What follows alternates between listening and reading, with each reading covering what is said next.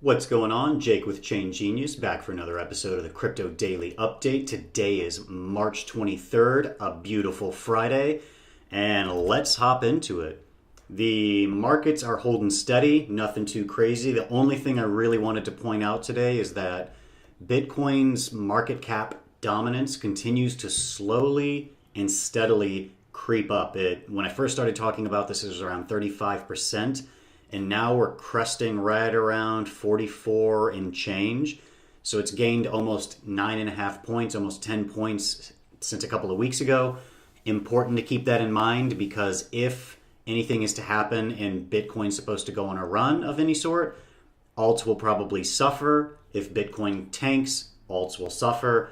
The times that alts usually have their moment in the sun and start mooning again is usually when Bitcoin goes sideways, which as of right now, even though the market itself is going sideways, Bitcoin is still going up. Yesterday, the market took a little bit of a dip because of some FUD around Binance. And what happened is CZ, the head of Binance, actually originally came out disputing the FUD, but then a few hours later came out and stated that they received a simple letter from the JFSA about an hour ago, and their lawyers are in a call immediately and they're looking to protect everyone's interests. And I just wanted to say, even though Binance is again something I'm talking about because they're always in the news, I really appreciate, even though this isn't great news for Binance, I appreciate that CZ tries really hard to be transparent and communicative. There's a lot of other centralized exchanges that are much worse. I realize their customer support backend may not be great on Binance, but at least CZ is trying to get in front of this and say, hey guys, here's what's really happening. And even though he misspoke or didn't have the full information, he came back out and stated as such, which is awesome. To me, that lends a lot of new credibility, or a lot of continued credibility. The other thing is Binance launched their Mac native client. Haven't tried it out yet. I'm actually going to try that later today and let you guys know how it is. But that's awesome. Like I said, on all fronts, they continue to execute and seem to surprise the hell out of me. The other thing with Binance that's actually a good piece of news is that they are moving to the Mediterranean, to a country called Malta. And this is huge because as Japan and Hong Kong and other jurisdictions are starting to crack down, Binance is going to move to where it's crypto-friendly regulations. And what they're going to be doing in Malta that I'm really excited about is it looks like they're going to launch fiat to crypto pairs. And those are in relatively short supply. In the US, you only have Kraken, Gemini, and GDAX, which are basically the big four. And GDAX, Gemini being the biggest players, are limited to only 4 or 2 currencies respectively. Gemini only has Ether and Bitcoin Core. So that's really exciting. We could always use more fiat to crypto on-ramps. And one of my friends who is a quant trader who's stepped into the crypto space has been saying that it's really hard, even where there are fiat to crypto pairs, the APIs and the backend are not necessarily stable enough a lot of times for him to do those types of high frequency trades. So currently he's primarily been using GDAX, but he's looking for more options to play across different geographies. So this is really big news on that side. The other thing is going back to talk about how regulators from China and the US and Japan and everywhere else are cracking down. I've mentioned this before. What that's going to end up doing is really it's just going to start pushing more and more it's going to create brain drain. It's going to push more and more of our smartest, brightest, most talented people in the crypto space outside of our borders and other countries. If it's strict regulation, I'm not saying let's not regulate, but I'm saying when you regulate, try to move quickly and to be clear. In the US, it's simultaneously saying it's a security, it's a commodity, it's money requiring a money transmitter license. It's none of them. If you don't know the rules, we're going to basically say that's not an excuse. You're still held accountable, which to me doesn't make sense because there is no clear case. So how are we supposed to stay above board on the rules? And that combined with murky tax implications and having to dodge federal versus state, going down to Puerto Rico, or just straight up moving offshore or creating multiple legal entities in different jurisdictions so that you're able to be a U.S. citizen in a U.S.-based company out of Puerto Rico to avoid tax implications, but you're raising out of Singapore through another company.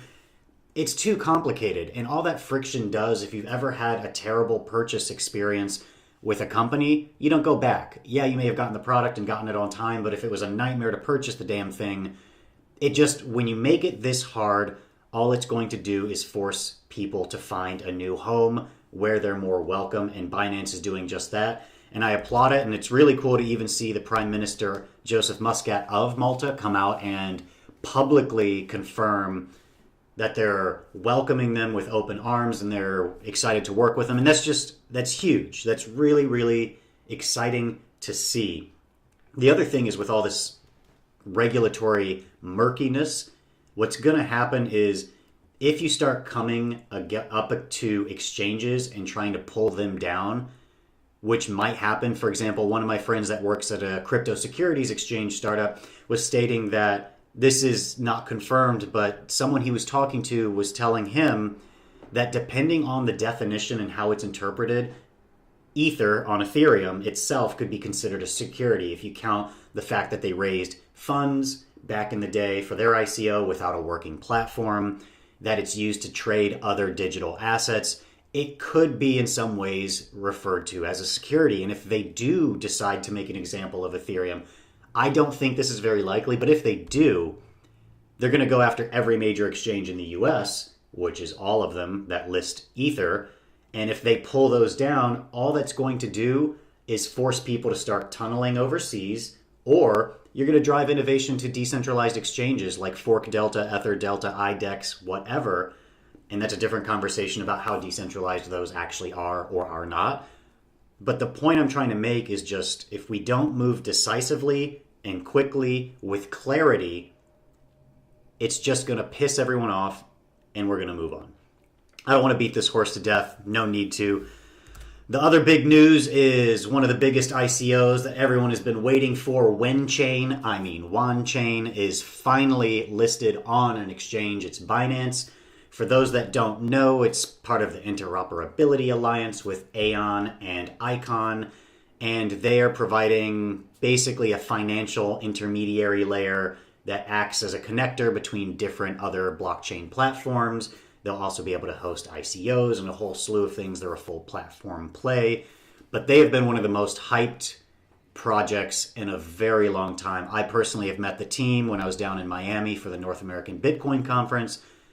Everything about them seems professional and very open and transparent. They seem to actually be trying to build something meaningful and impactful in the space. So that's awesome. I'm really excited. It listed, I don't know, last night at like 2 a.m.